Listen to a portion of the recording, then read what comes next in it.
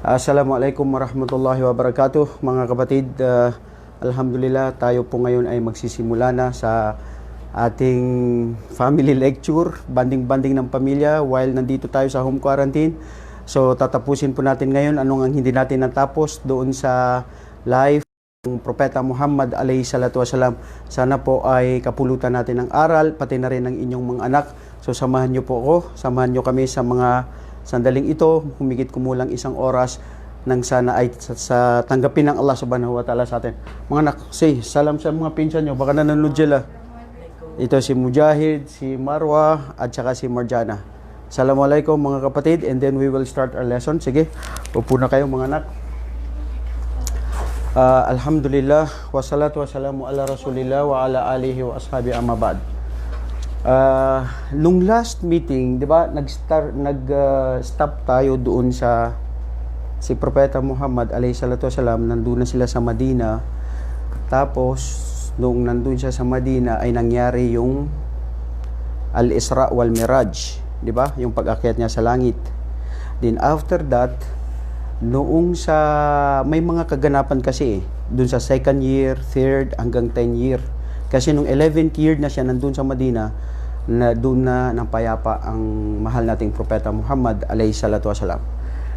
So, again, siguro napaka-importante na balik-balikan natin bakit ba importante talaga pag-aralan ng buhay ng Propeta Muhammad sallallahu alaihi wasallam ay dahil ito ang paraan para ang ating mga gawain ay tanggapin ng Allah, di ba? Ibig sabihin, kung gusto natin na tayo ay tanggapin ng Allah sa paraiso, kailangan ang ating mga gawain, ang ating pagsamba sa Allah ay naaayon sa turo ni Prophet Muhammad alayhi salatu wasalam. So, punta tayo rito sa mga kaganapan sa Madina. Sa Madina, napag-alaman natin na ang Propeta sallallahu alaihi wasallam, nung dumating siya sa Madina, unang ginawa niya is what? What was the first? He built a mosque, di ba? Dalawa lang kasi ang sinasabi dito ng mga pantas yung ganun.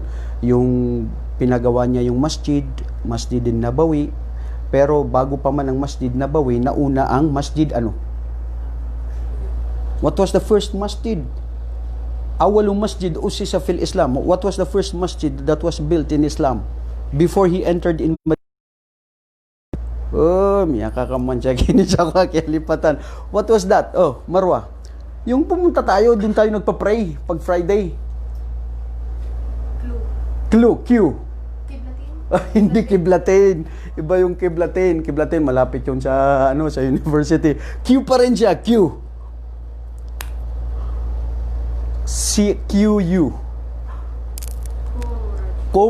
Kuba. Nakalimutan. Di ba, Marwa? Ito pa nga, naiwan dun si Marwa nung sa Masjid Kuba. Okay. So, napagawa muna ang Masjid Kuba. Di ba? After ng Masjid Kuba, subhanallah, sa ibang mga pantas, sinabi nila, nag-stay siya ng Masjid Kuba ng ilang months, 14 days. Pero kay Ayub al-Ansari, 3 days lang siya. Then after that, pumasok na siya ng Madina. So, sa Madina, gaano kasaya ang mga tao. Sa second year ng Hijrah, doon bumaba ang talata sa Quran ang patungkol sa pag-aayuno. Remember, nandun sila sa Makkah, 13 years in Makkah, pero wala pang pag-uutos ng pagdarasal, pagpapatirat pa ng 5 times daily prayers, and at the same time, wala din wala rin yung fasting. Ang fasting, naganap lang yung fasting, yung nasa second year na sa Madina. So, anong lesson dito? Dito natin makikita na ang Islam ay gradual ba? Alam nyo, yung gradual, yung hindi ka bibiglain. Step by step, okay? Isipin nyo, pati yung pagbabawal ng pag-inom ng alak sa Islam, nung unang pinagbawal to, there were three stages bago ito naging ganap na ito ay haram. Kasi alam ng Allah, ang mga tao sa Madina ay mahilig sila uminom. So, para sanayin ba yung mga tao na hindi sila mabibigla? Una, sinabihan sila ng Allah na inamal khamr wal maisiru min amali syaitan. yung mga pagsusugal at saka yung pag-inom ng alak, ito'y gawain ng mga syaitan. So wala pa doon yung prohibition from Allah. Tapos yung pangalawa, sinabi rito na yung khamar, mayroon itong makukuwang mga aral, makukuwang pwedeng gamot, pero yung pagiging mas makakasama sa tao ay mas matindi. Sa pangatlo, ipinagbawal na sa another revelation from the ayah. Sabi na ng Allah na, wala taqrabus sala wa antum sukara. Huwag kayo magdarasal na kayo ay nakainom. Kasi may mga tao minsan, tripping nila, nagdarasal sila na while sila ay nakainom. So, ang Islam na subhanallah, napakaluwag niya. Walang sapilitan sa Islam. There is no compulsion in religion. At ang gusto ng Islam ay harmony, understanding, at yung peace. Yes! Very good, Marwa. Yung peace. Okay, so ano yung mga kaganapan dito sa Madina? Makikita natin sa Madina, mayroong mga kilala na mga tribes ng mga Hudyo. Isipin nyo, una na sa Madina, mayroon ng mga Jewish na naninirahan doon. Ito yung Banu Nadir, Banu Kainuka, na itong mga to ay nirespeto sila dahil marami sila meron din silang mga kapangyarihan, so hindi basta-basta pwede mo silang labanan, di ba? So ang ginawa ng propeta sallallahu alaihi wasallam ay nakipag-ugnayan siya sa mga Hudyo na ito, dahil siyempre sa Madina may mga Muslim na tumanggap sa Islam at doon pa rin yung mga Hudyo, pero nakikita natin na they are still in the harmony. Ibig sabihin, walang sapilitan. Nabubuhay dito ang Kristiyano, ang mga Hudyo, and at the same time, ganun din ang Islam, di ba? Kasi kung kukunin nga natin, sabi ng Allah sa Quran, walau sya Allah lahadakum jami'an, walau sya Allah la ja'alakum ummatan wahida. Kung gugustuhin ng Allah, pwede naman silang pwedeng lahat maging Muslim, di ba? Sometimes, don't you ask yourself, Mujahid, di ba? Bakit may mga Kristiyano? Bakit may mga Jewish? Bakit may mga ibang mga relihiyon, di ba? Didn't you ask that in yourself, di ba? Sabi mo, bakit hindi na lang pwede gawin ng Allah lahat Muslim? Di ba? Pwede naman. He has the power, di ba? Pero bakit hindi? Dahil para subukan ng bawat isa sa atin. Susubukan ng mga Muslim kung paano nila isa sa buhay ang Islam kung ito ay tutuhanin nila. Ang mga Kristiyano at mga Hudyo at hindi mga Muslim, ang pagsubok sa kanila ng Allah is kung sila ba ay tataliman ng katotohanan. To open their heart and their mind to accept the true religion of Allah subhanahu wa ta'ala. So ito yung mga punto dyan. So mayroon ding kabila ng mga Arabo. Yun yung mga kabila ng mga Jewish. Ano yun? Kainuka, Banu Nadir. Ang isa pa ng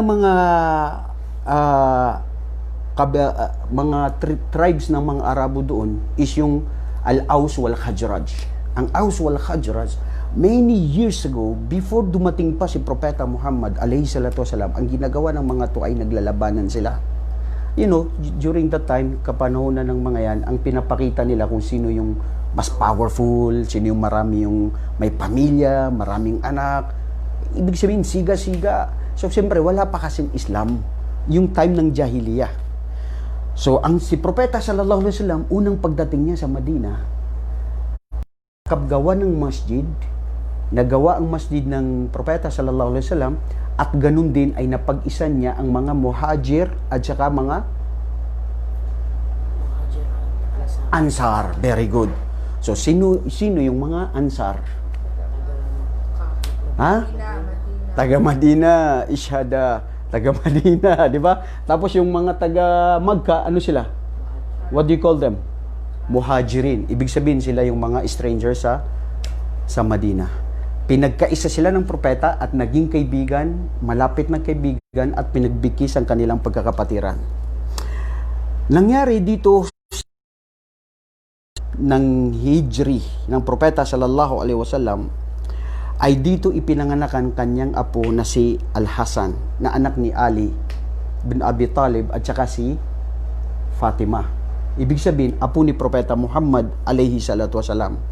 Dito rin na pangasawa ni Propeta sallallahu alaihi wasallam si Zainab bint Khuzaimah. Sa bawat taon, si Propeta sallallahu alaihi wasallam, inshallah kukunin natin yan dito, yung paano nangyari, paano siya nakapag-asawa ng mga maraming kababaihan, ay siyempre dahil ito, isipin mo ba, Mujahid, ang naging asawa ng Prophet sallallahu alaihi wasallam is 11? Oh, 11. So sa Islam, ilang allowed lang tayo? Ha? Apat, di ba? Oh, si Propeta Muhammad, 11 wives.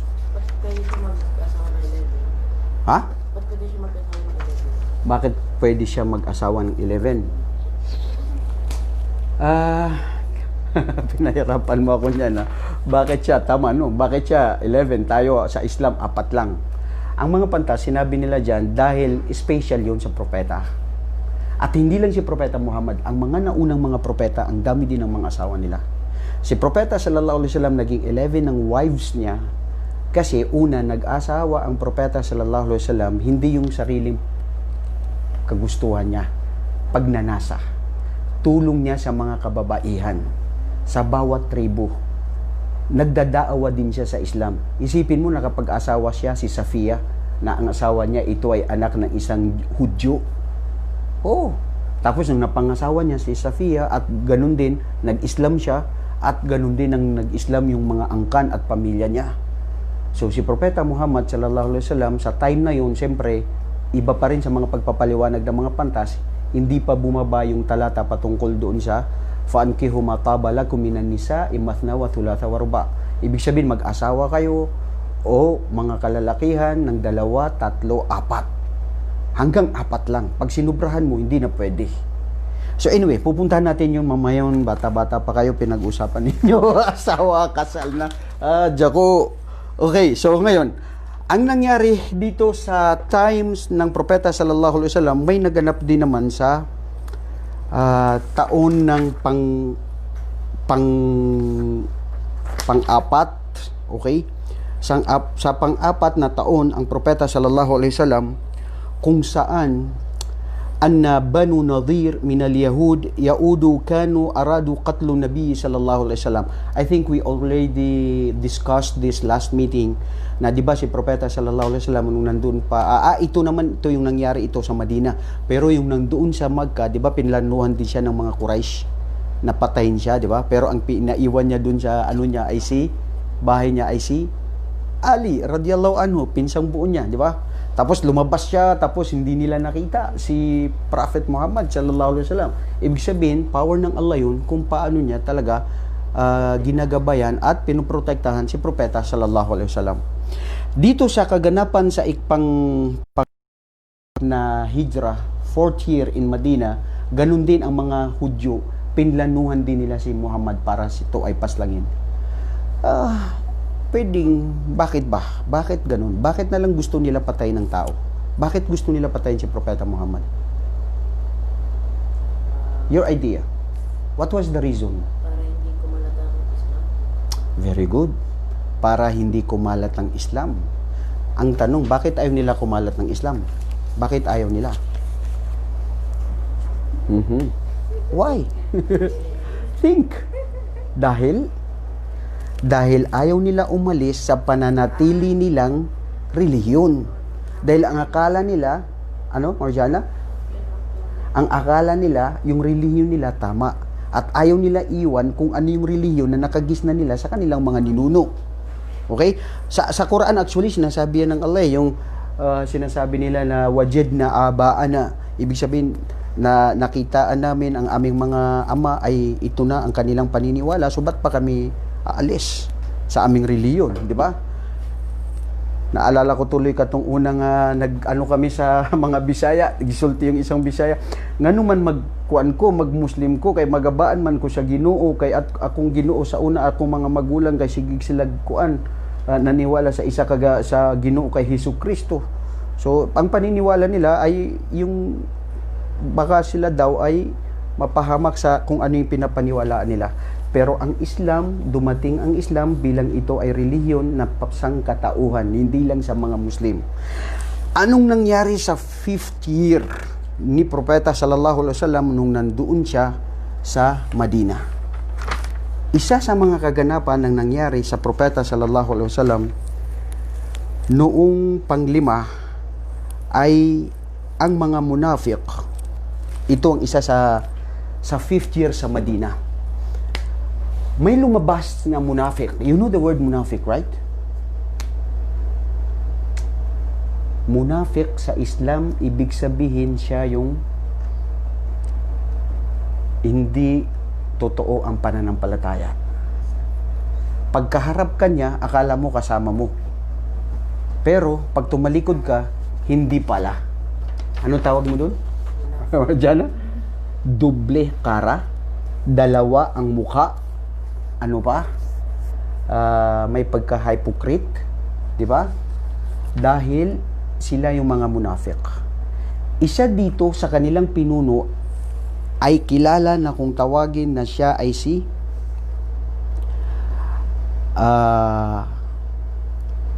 Abdullah ibn Salul. Si Abdullah ibn Salul, siya rin ang nagpakita na binigyan niya ng mali o binigyan niya ng maling paratang ang isa sa mga asawa ni Propeta Muhammad sallallahu alaihi wasallam, si Aisha radhiyallahu anha. Dito nangyari sa ikalimang taon ng Hijri yung istorya ng Ifk. Waqa'at aqissatul Ifk. Dahil sa pamamagitan ng pag-istorya ng munafik na si Abdullah bin Ubay as-Salul. Siya ang nagkalat dahil kasi ang nangyari doon si Aisha radhiyallahu anha nakasama ni Propeta Muhammad sallallahu alaihi wasallam sa paglalakbay. Kasi every time na si Propeta naglalakbay, nakikipagdigmaan or may pinupuntahan para sa da'wa, may pinapasama siya sa kanyang mga asawa. Ang pinasama niya at that time is si Aisha. Si Aisha, maliit na babae. Hindi siya ganong kalaking babae. Ha? Okay? So, nag-iisa, Marjana. Alhamdulillah, mashallah. So, time noon ni Aisha, ay maliit siya at saka payat pa. Ang nagkukwento dito actually si Aisha. Ngayon, naiwanan niya yung ibinigay sa kanya na singsing. Sa ibang riwaya, singsing. Yung iba ay yung alahas niya na necklace. Dahil umihi siya, pumunta siya sa palikuran. Nakasakay lang siya doon sa may sinasakyan ng kamelyo, tapos may takip siya. Tapos, dahil siya ay hindi masyadong malaking babae at magaan lang, tapos nung nagpahinga sila, umihi siya, tapos akala ng mga kasama niya ay siya ay nakasakay na. So umalis na sila. Nung pag-alis niya, ang nangyari, naiwan siya. Nung naiwan si Aisha radhiyallahu anha sa gitna ng disyerto, kung saan binalikan kasi niya yun eh. Tapos nung pagbalik na niya, wala na yung mga tao. So nung naiwan siya, siya lang mag-isa. Mga tao na iniiwan ni Propeta sallallahu alaihi wasallam para tagabantay kung mayroon silang maiwan na mga bagay. So nakita niya si Aisha.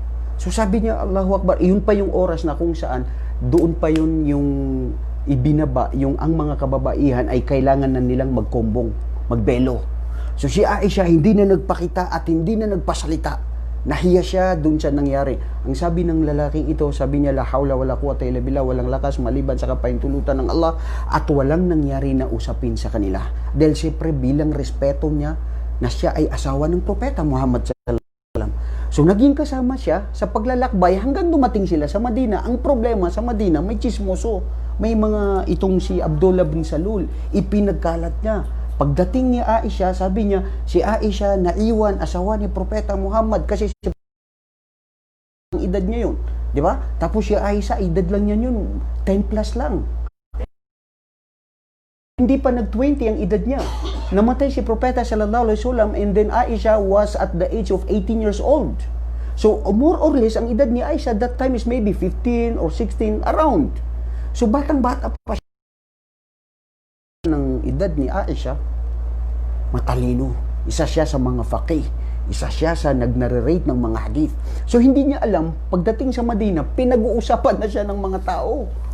Dahil yung si Abdullah bin Salul at saka yung mga kasama niyang mga internet, Moodle Patrol. Mudya ko, alam mo yung Moodle Patrol, yung madaldal, maski yung hindi tama, sige, nagsisinungaling.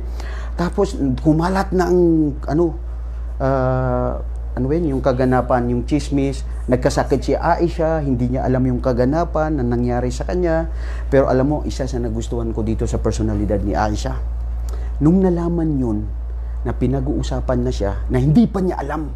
May isang babae na si Mistah, na sabi sa kanya, pinagalitan niya si Mistah, yung anak niya. Sabi niya, ba't mo pinapagalitan ng anak mo? Sabi niya kasi yung anak niya, kasama din Abdullah bin Salul, nagkakalat ng mga chismis.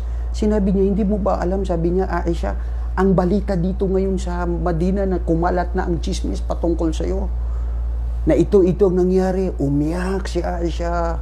Umiyak ng matagal hanggang dumating ang pagkakataon na talagang kinausap niya, nanay niya, si Umuruman at saka si Abu Bakar na tatay niya na best friend ni Prophet Muhammad sallallahu alaihi wasallam. Pero alam mo ang personalidad niya dito, si Aisha, sa pagkabata niya.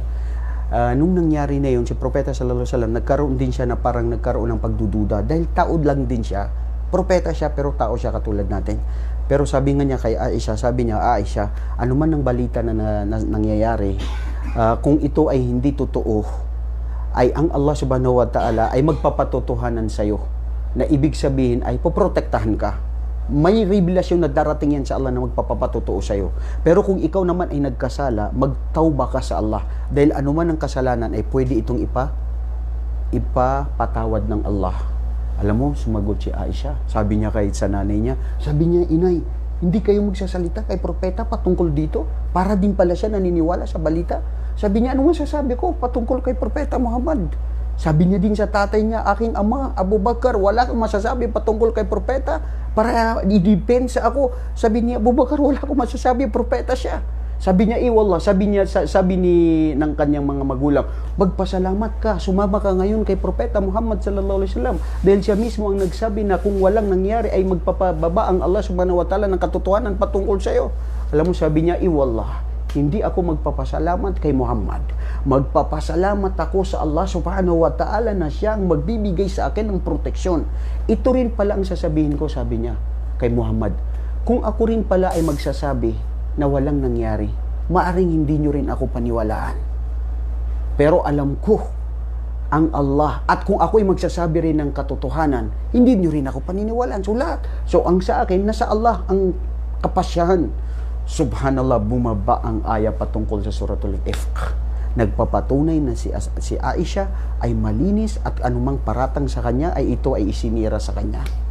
Alam mo ang aral doon, minsan balita pala na nangyayari na hindi mo alam. Na ikaw na pala ang pinag-uusapan. Di ba? Yun ang pinaka-aral doon. At sa Islam, bawal yun. Magbigay tayo ng maling paratang sa mga kababaihan. Napakalaking kasalanan yan. Sabi pa sa Quran, ibig sabihin, wag na tanggapin ang kanilang mga pagsasaksi. Lalong-lalo na yung mga tao na sila ay nagsisinungaling o nagbibigay ng maling paratang sa mga kababaihan.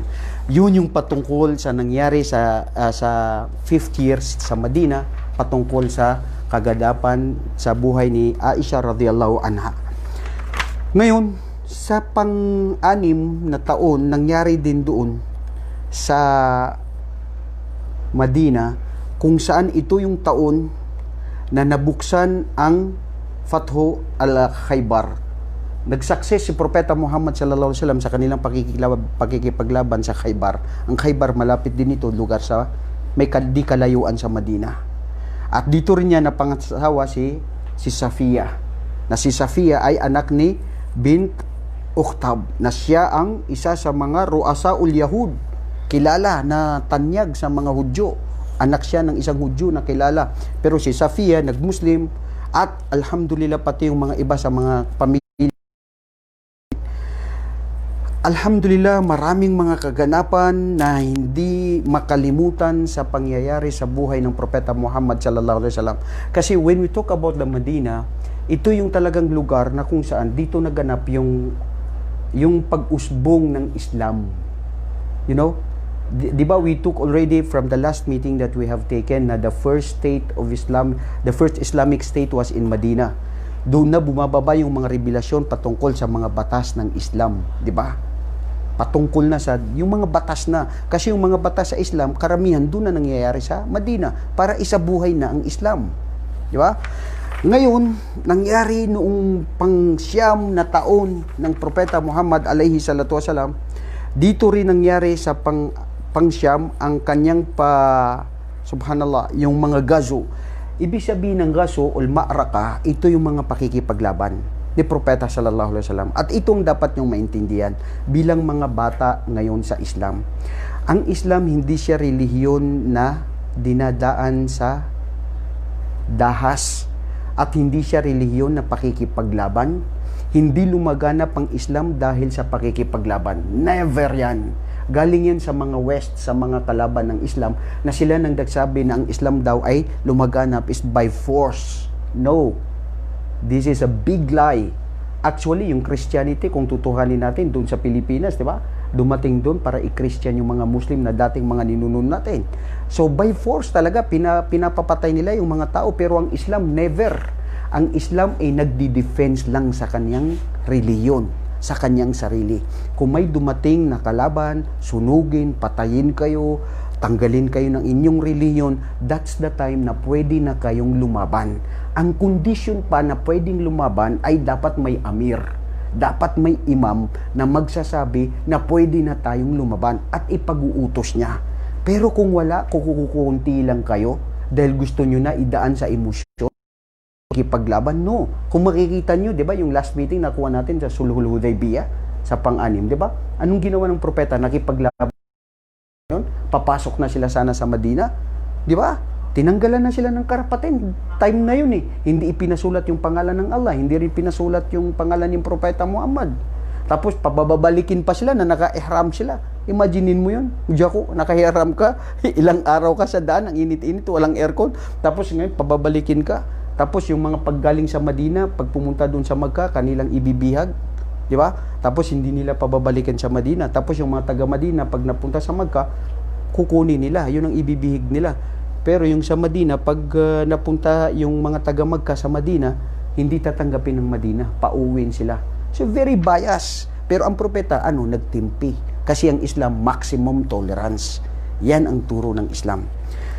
Hanggat kaya, magsabar. Wasbir ala qada'illah. Wasbir ala nafsik. Ya Muhammad, magtimpi ka sa mga batas ng Allah.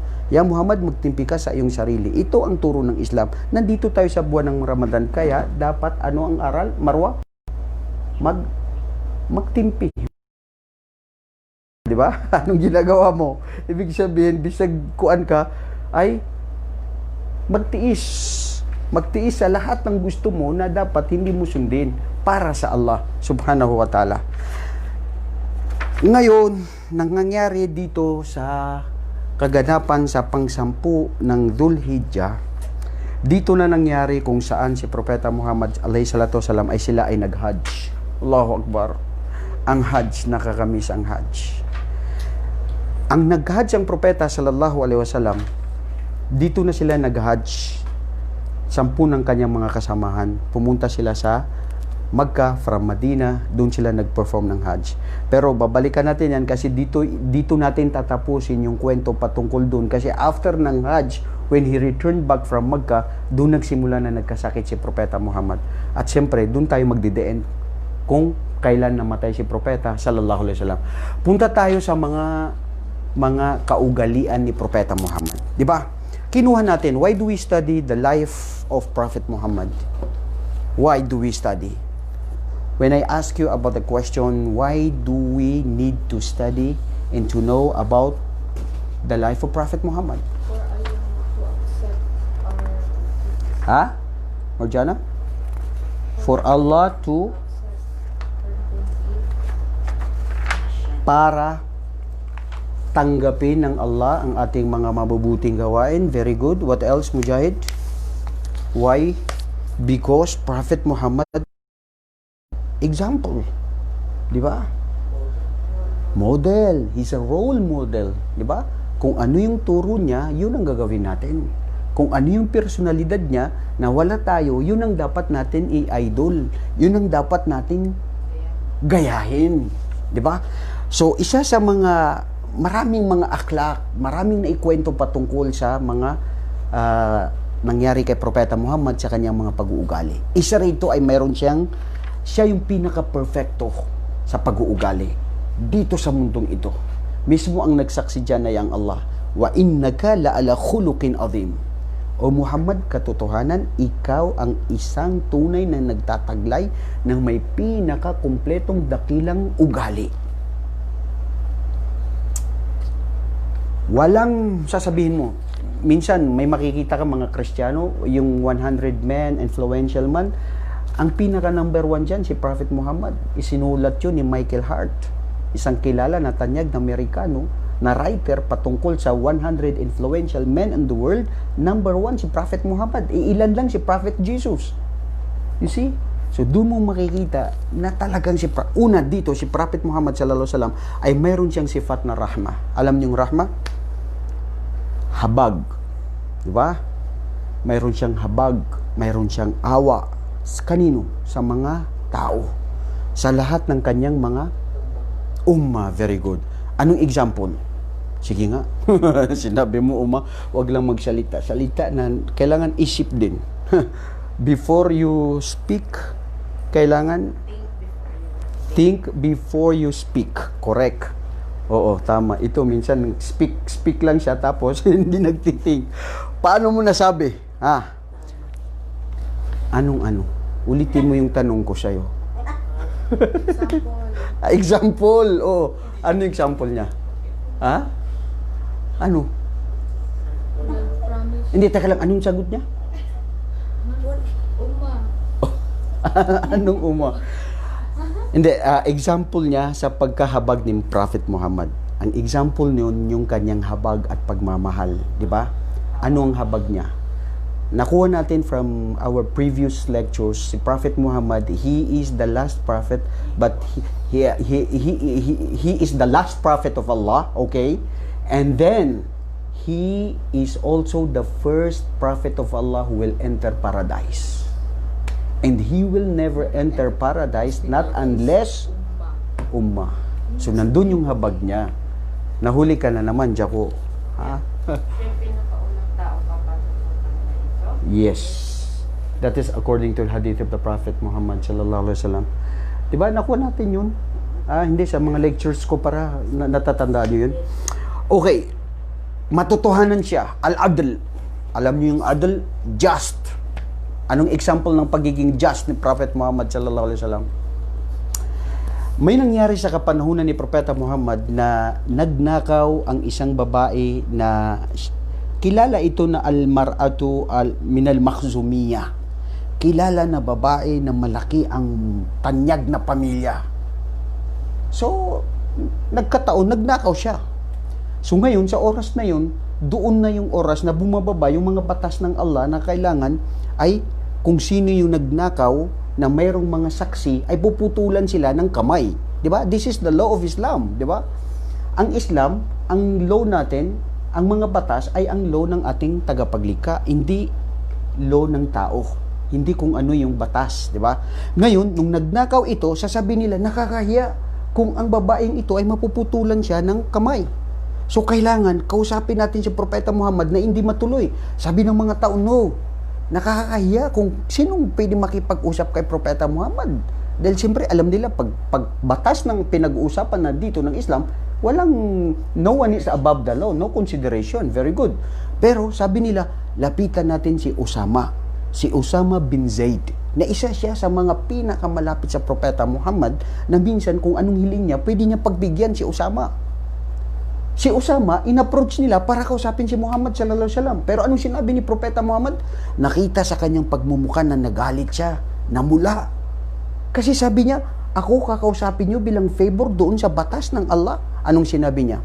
Wallahi, wallah sabi niya, law anna Fatimata binta Muhammadin sarakat laqata'tu yadaha. Katotohanan sabi niya, yang hinihiling ninyo na para magbigay ng consideration sa sino yung mga batas ng Allah na may exemption. Kung ang anak ni Muhammad na si Fatima, pinakamamahal niya sa kanyang mga anak si Fatima, ay siya ay nagnakaw, wallahi gagawin ko ang batas ng Allah na ipapaputol ko ang kanyang kamay. Allahu Akbar. Maski anak niya. Yun ang Islam. Walang consideration dahil anak mo. Dapat doon just si Prophet Muhammad sallallahu alaihi wasallam. Okay. Makikita natin ang propeta sallallahu alaihi wasallam ay meron siyang hilm.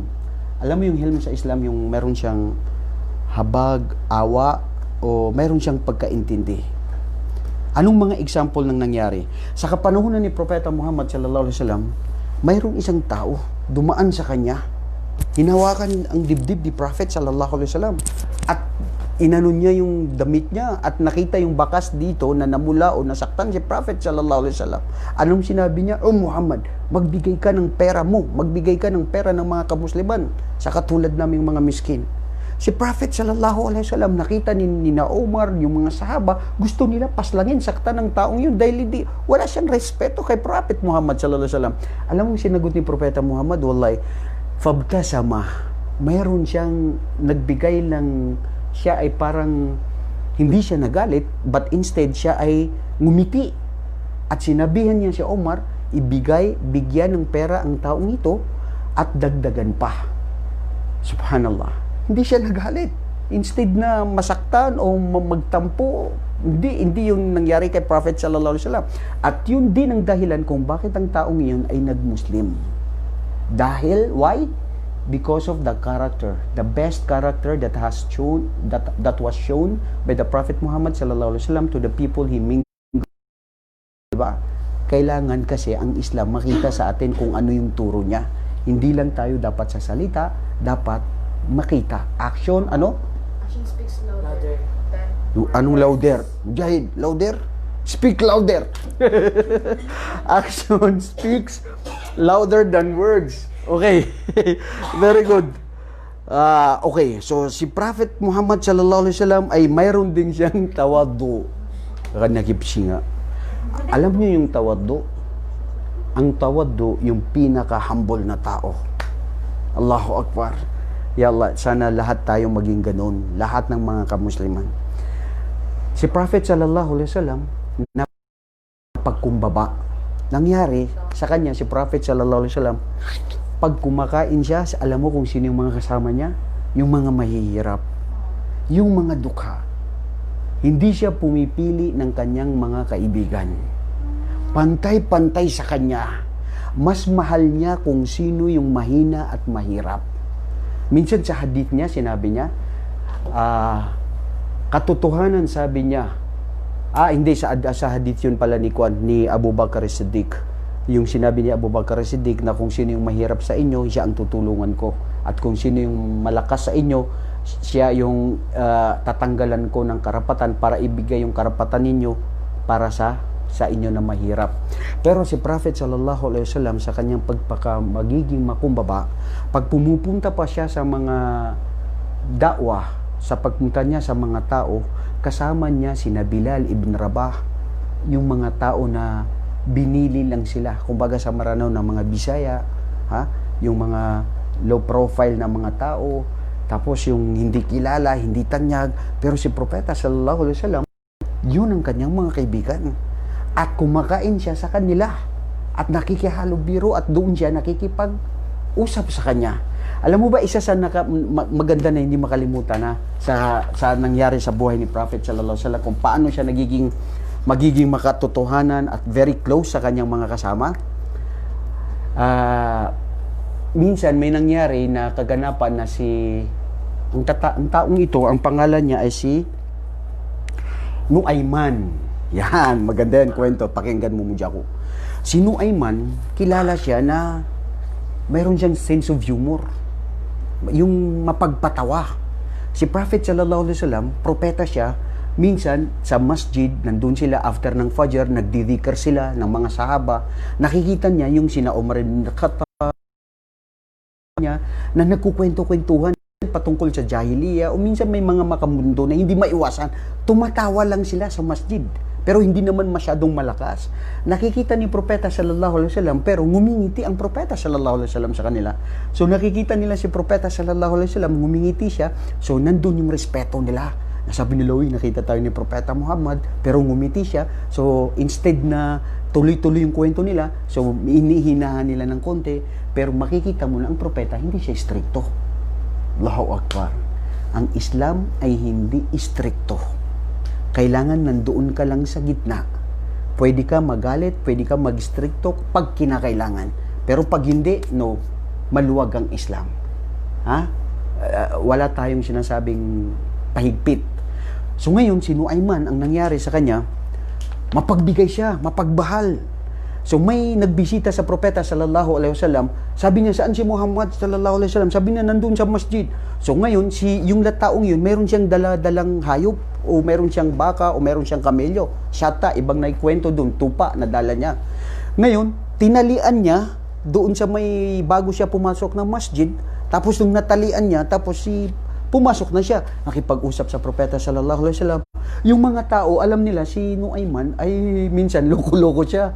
Yung mapagbiro talaga, yung very flexible sa mga tao. Sabi nila, Nuayman, hindi mo ba alam, may mga tao na mga kaibigan mo na nagugutom, wala silang makain. Gustong-gusto nila kumain ng tupa na yan. Sabi niya, asan yung tupa? Ayan o. Oh, sige, gusto nyo kainin yan? Sige, walang problema yan. Kinuha niya, tapos ito ay kinatay niya. Ipinamigay sa mga tao. Paglabas ng taong yun, nakita niya, wala na yung ano niya, yung tupa niya. Nagalit siya, Ya Rasulullah, Ya Rasulullah. Sabi ng propeta sallallahu alaihi wasallam, ano nangyari sa'yo? Sabi niya, nawala na yung tupa ko, kinatay na nila. Sabi ng propeta sallallahu alaihi wasallam, man fa'ala hada? Sinong gumawa niyan? Sabi nila, sugo ng Allah, si Nuayman. Sabi niya, saan si Nuayman? Sabi niya, pumunta doon sa bahay niya. Pinuntahan ni propeta sallallahu alaihi wasallam yung si Nuayman. Kumatok sa kanyang pintuan, Ya Nuayman. Ang nakabukas yung anak niya. Sabi niya, nasaan yung tatay mo? Yung tatay niya, nagtatago sa asawa niya, dun sa likod ng asawa niya. So, nagbibiro-biro. Tapos, si propeta, siyempre, medyo nahiya siya dahil nandun yung asawa niya. Sabi niya, Nuayman, bakit mo yun ginawa? Sabi niya, sugo ng Allah. Dahil gusto nila, may mga tao na gusto ng tupa. Sabi niya, bakit mo yung ginawa? Sino nagsabi sa iyo? Sabi niya, ang nagsabi sa akin, yung mga tao na nagsabi sa iyo na kung nasaan ako. Ibig sabihin, yung mga taong yon na sinabi nila na dito ako siya nagsabi sa iyo. Si propeta, pinagalitan ba? Hindi. Sabi niya, palitan yung kanyang tupa at ibigay uli sa kanya. So, tignan mo yung relation ng propeta sallallahu alaihi wasallam sa kanyang mga tao. Sa kanyang makumbaba at mapagbigay sa lahat ng kanyang mga kasamahan. Si propeta sallallahu alaihi wasallam mahiyain. Meron siyang haya. Haya na kung saan dapat ang tao meron siyang hiya. Di ba, Mujahid? Bakit dapat may hiya ang tao? Why? Kasi hindi maganda ang walang hiya. Nakakahiya. Di ba? Correct. Pangalawa, walang muru'a. Alam mo yung walang muru'a? Ang sinasabing walang muru'a, yung wala siya sa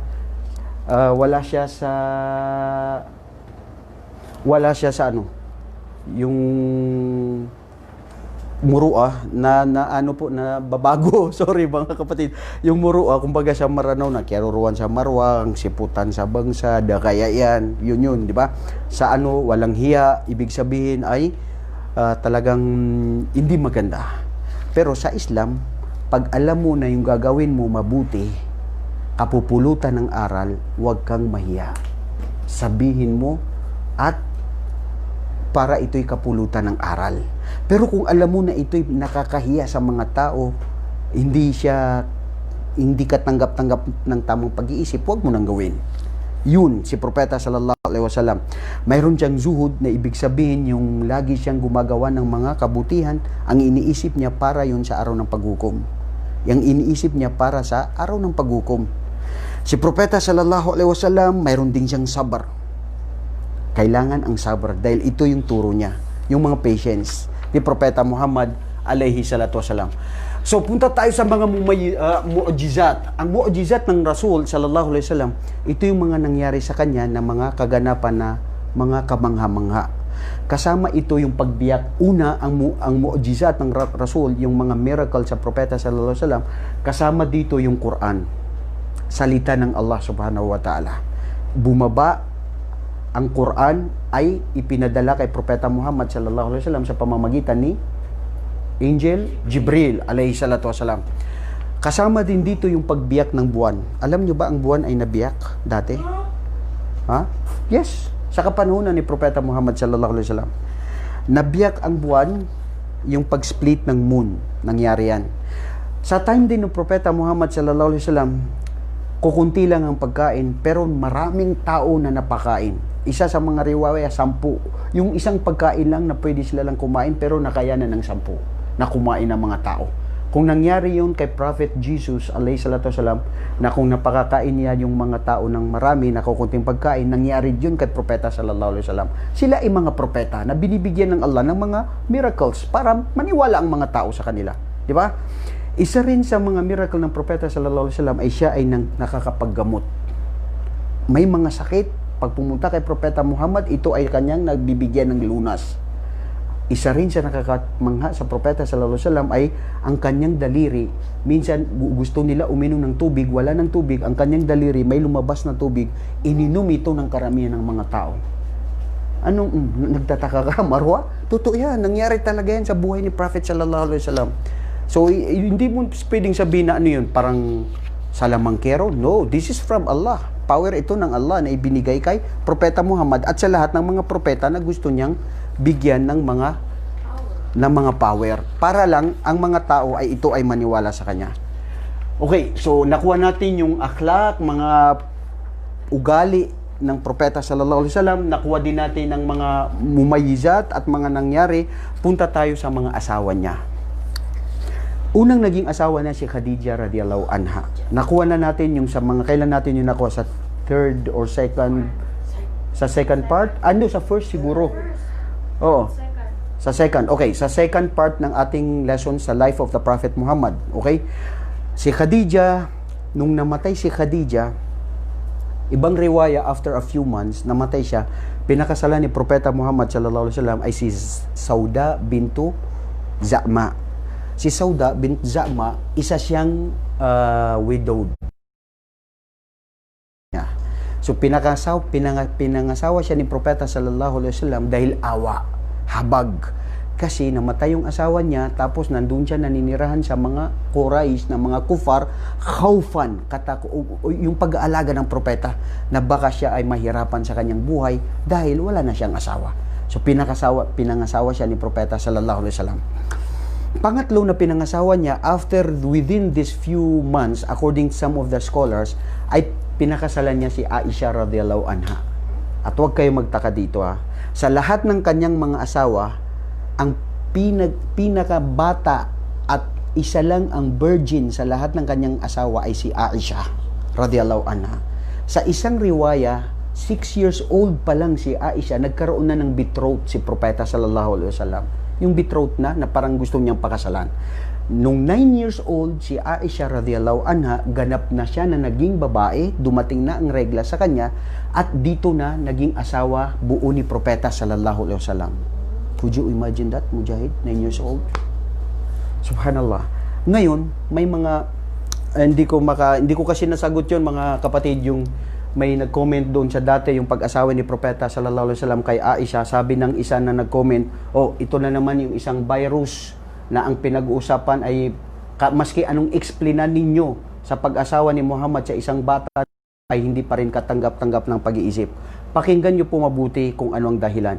Si Aisha, pinangasawa ni Propeta sallallahu alaihi wasallam ay dahil ito ay mula sa kapasyahan ng Allah at ito ay nakita ni Propeta sallallahu alaihi wasallam sa kanyang panaginip.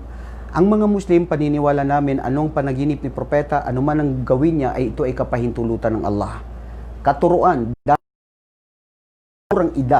sa murang edad ni Aisha, kung hindi niya napangasawa, sa lahat ng kanyang mga asawa, daghan ng iyang asawa, tanan mga tigulang, na ay mga edad na, 50 plus na, balo na, lahat karamihan. Ang ipinangasawa ni Propeta sallallahu alaihi wasallam sa kanila ay dahil sa awa at habag, para pakisamahan at para din sa pag-spread ng Islam. Si Aisha, dahil sa katalinuan niya, sa murang edad niya, marami siyang na-memorize ng mga hadith. Marami siyang na-memorize ng mga hadith. Kaya kung isipin nyo si Aisha radhiyallahu anha, sinabi nila dito kay Aisha, ay naka-memorize siya ng hadith na nai-report sa rawaho sa mga hadith niya ay 2,210 ang mga hadith na nasabi ni Aisha. Siya ay faqih pagdating sa faraid, pagdating sa tungkol sa mga kababaihan, siya ang nakakapagsabi dahil sa talino niya at sa murang edad niya. So, ngayon, napakasalan ni Propeta sallallahu alaihi wasallam kasi yung edad ni Aisha, maski bata, advance siya mag-isip. At ganap na siyang babae.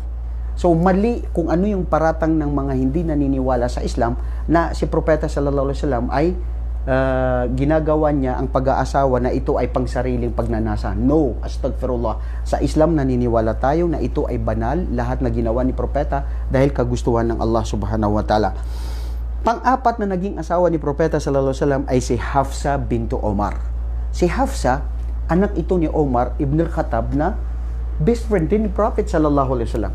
At si Hafsa bintu Omar ay mayroon din siyang naging asawa dati. Si Hafsa. Mayroon din siyang naging asawa dati, naging balo din siya, at nung siya ay naging balo, ay siya ay pinakasalan ni Propeta Muhammad alayhi salatu wasalam. Dahil din ito sa kapahintulutan ng Allah subhanahu wa ta'ala. Panglima na naging asawa niya uli ay si Zainab bintu Khuzaimah. Si Zainab bintu Khuzaimah, kilala siya sa Islam na Ummul Masakin, ina ng mga mahihirap. Bakit siya tinawag na ina ng mahirap? Dahil nagpapalabi siya na nagpapakain siya karamihan sa mga dukha at mahirap. Ibig sabihin mapagbigay siya. Ibig sabihin ay siya ay yung talagang very generous. Pero according to the history, naging asawa siya ni Prophet sallallahu alaihi wasallam 3 months to 2 months, namatay din si Zainab. Dahil siyempre dumating na yung oras ng kanyang kamatayan. Pang-anim na naging asawa niya ay si Ummu Salama. At alam niyo yung kwento kay Ummu Salama? Siya yung nakasama niya doon sa Sulhul Hudaybiyah. Remember the Treaty of Hudaybiyah? Nakasama niya si Ummu Salama. Si Ummu Salama, subhanallah, isa rin siya sa mga asawa ni Propeta sallallahu alaihi wasallam na kumbaga sa Maranao na bilantadi, tiardi. Ibig sabihin yung maungang na bai. Very eloquent siya. Very magbigay ng advice. Very professional, very diplomatic siya magbigay ng advice. Alam nyo, sa time na yun, si Prophet sallallahu alaihi wasallam, hindi sila natuloy sa kanilang pag-umrah, di ba? So, anong sinabi niya sa kanyang mga tao? O mga tauhan ng Islam, o aking mga kasama, magpakalbo kayo. So, walang nagpakalbo. What do you think the reason why? Kasi, sama ng loob nila na hindi sila nakapag-umrah. Gusto nilang mag-umrah, hindi sila makikipaglaban sa time na yon.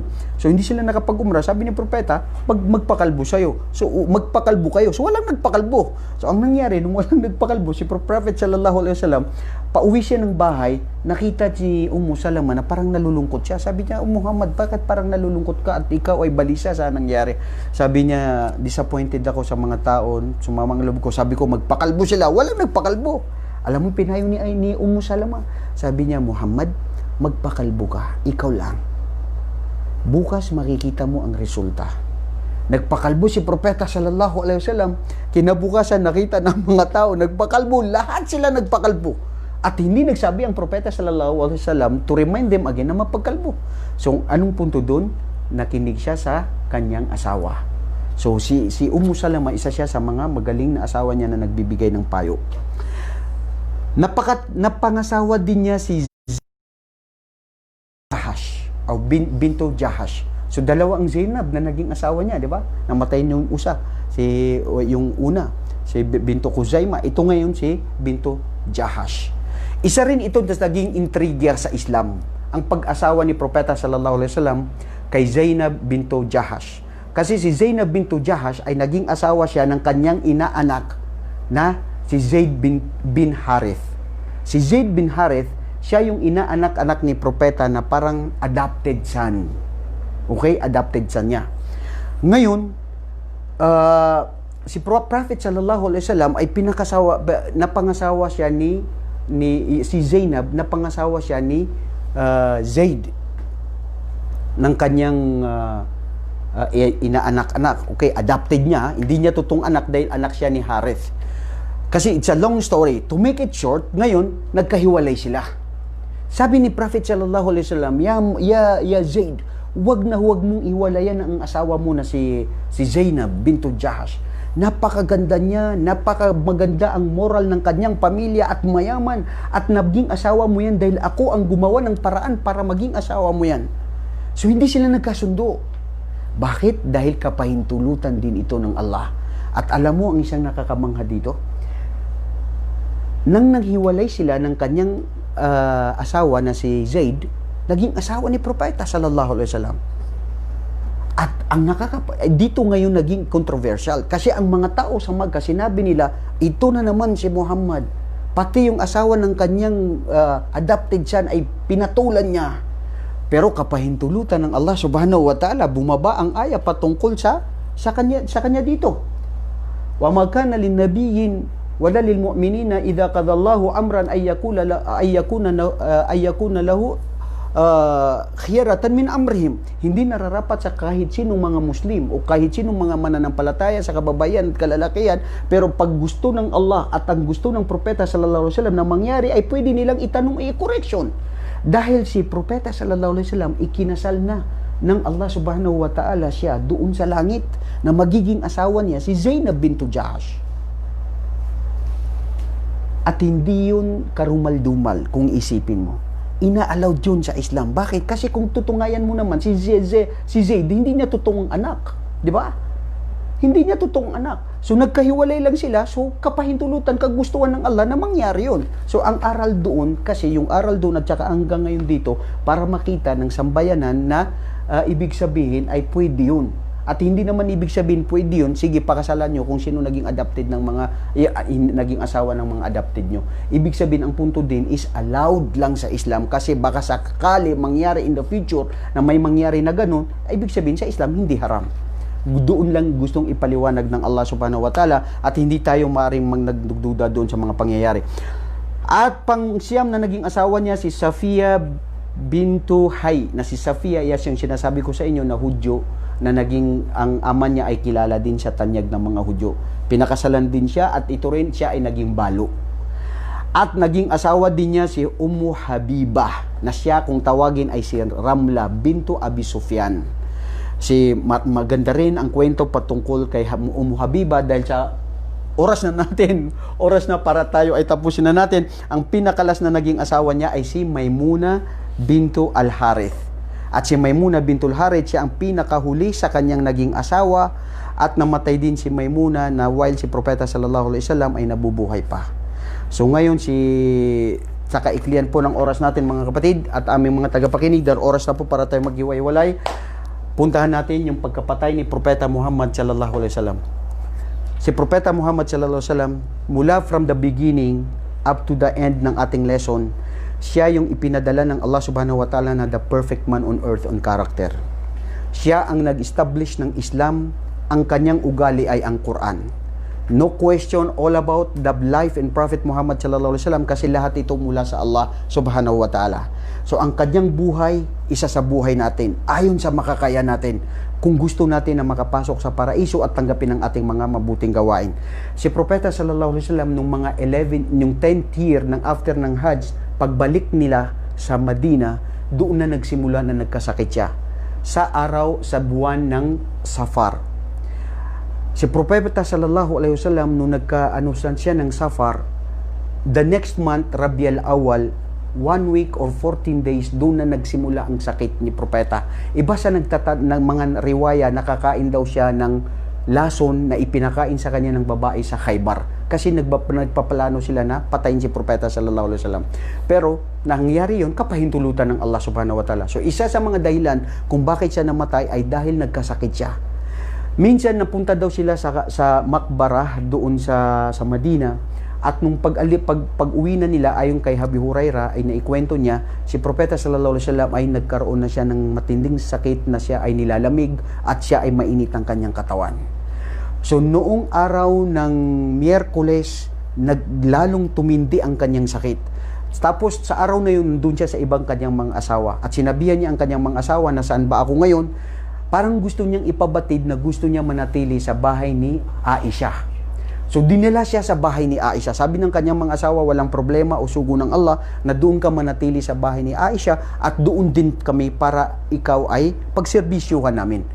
Ngayon, si Propeta sallallahu alaihi wasallam, dumating pa rin yung pagkakataon na minsan nawawala na sa sarili dahil sa tindi ng nararamdaman niya. Subhanallah. Minsan nasabi ni Propeta sallallahu alaihi wasallam na inna lil mauti la sakarat. Katotohanan ang mayroong itong pagkahilo. Minsan kasi nawawala nawawala na ang propeta sallallahu alaihi wasallam sa tindi ng sakit na nararamdaman niya. So marami ang nangyari na kwento patungkol dito hanggang sa mga huling araw. Minsan si propeta sallallahu alaihi wasallam sinabihan niya si Abu Bakar Siddiq na siya ay mag-imam. Pero tignan niyo si Abu Bakar Siddiq ang kanyang pagiging magpagkumbaba. Sabi niya, "O Umar ibn al-Khattab, ikaw ang mag-imam." Sabi niya, "Umar ibn al-Khattab, hindi ako mag-imam dahil ikaw ang pinagsabihan ni propeta Muhammad na mag-imam." So si Abu Bakar Siddiq siya ay nag-imam.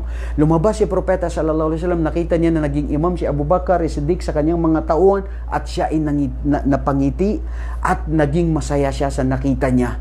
Nakita niya na inshallah si Abu Bakar ang siya ang magiging next khalifa after ni Prophet Muhammad sallallahu alaihi wasallam. Bumalik na naman na hanggang ito ay naging araw ng Sabado, tumindi lalo ang sakit ng kanyang nararamdaman. Minsan sinasabi niya, "O Aisha, bigyan ako ng tubig o ihubos o ilagay sa akin ng tubig. Buhusan ako ng tubig." So nung araw ng umaga ng Sunday, bumisita si Abdurrahman na anak ni Abu Bakar. Ibig sabihin bayaw niya, kapatid ni Aisha. May dala siyang siwak. Tapos nakita ni Propeta sallallahu alaihi wasallam, so parang gusto niyang magsiwak. So nakita ni Aisha radhiyallahu anha, sabi niya, "Turido, gusto mo ba ng siwak?" Sabi ni Propeta Muhammad, "Naam." So kinuha ni Aisha yung siwak kay Abdurrahman, pinutol niya at siya mismo ang nagbasa at sinubukan niya sa kanyang bunganga kay Aisha at ibinigay kay Propeta sallallahu alaihi wasallam. At ginamit ito ni Propeta sallallahu alaihi wasallam sa pamamagitan ni Aisha. Si Aisha radhiyallahu anha, ginagamutan niya si Propeta sallallahu alaihi wasallam na siya ay nagbabasa ng mga muawidat, yung mga aya sa Quran. Pero ibinubulong sa kamay ni Muhammad. Pagkatapos nun, yung kamay ni Propeta Muhammad sallallahu alaihi wasallam ay yun ang inahaplos sa katawan ni Muhammad. Hindi mismo si Aisha yung kamay niya.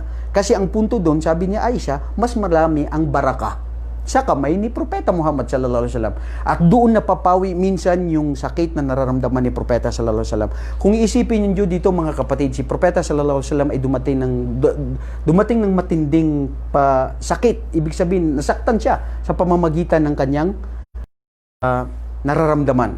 Dumating ang araw ng Lunes. Takda ng si Propeta sallallahu alaihi wasallam ay mamamayapa sa oras na yon. Sa araw ng Lunes, Rabiul Awwal, ika-12 ng Rabiul Awwal, 11th year sa after ng hijra ng Propeta sallallahu alaihi wasallam, namatay siya ng after Fajr.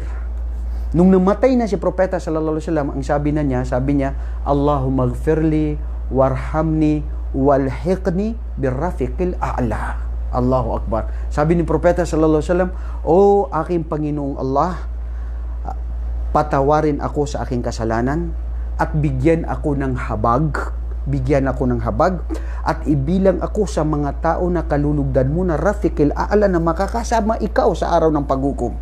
At tinanggap yun ng Allah, namatay si Propeta sallallahu alaihi wasallam.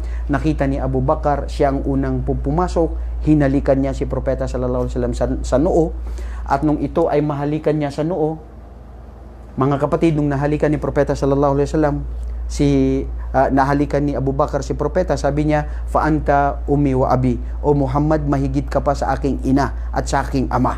Dahil yung tayo bilang Muslim, kung mahal natin si Propeta sallallahu alaihi wasallam, isipin mo mas mahal niya tayo.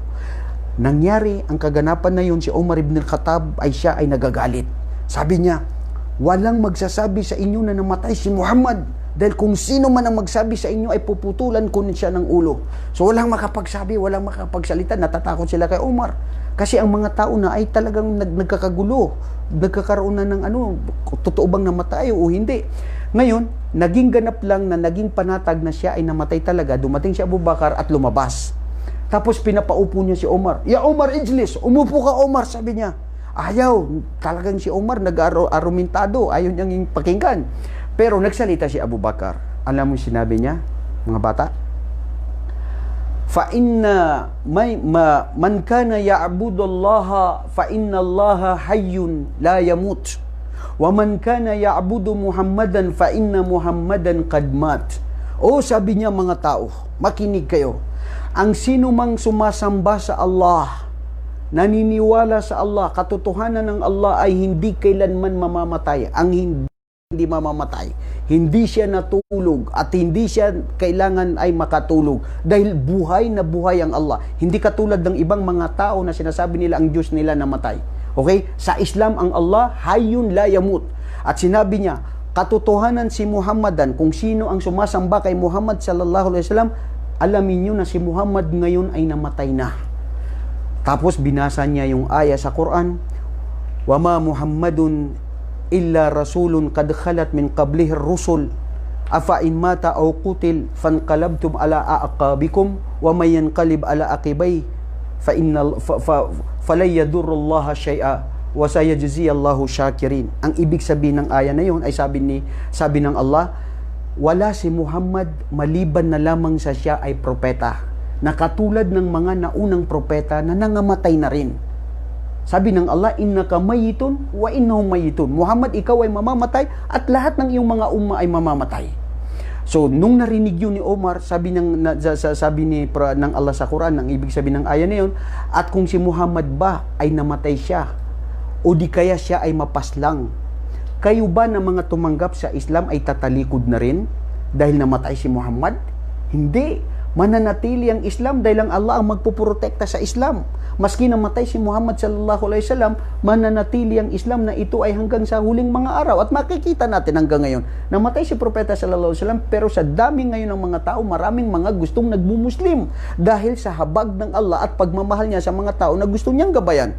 So ngayon sabi niya, kung sino ang naniniwala sa Allah, siya ang tunay na mga taong tumamak ng landas at bibigyan ng Allah ng gantimpala. Sabi ni Omar, yan ko lang narinig, parang yan ko lang narinig yung aya na yan. So si Propeta Muhammad sallallahu alaihi wasallam, namatay siya ng Lunes, ayon sa mga ibang pantas, na ilibing siya nung gabi ng isang araw ng Tuesday.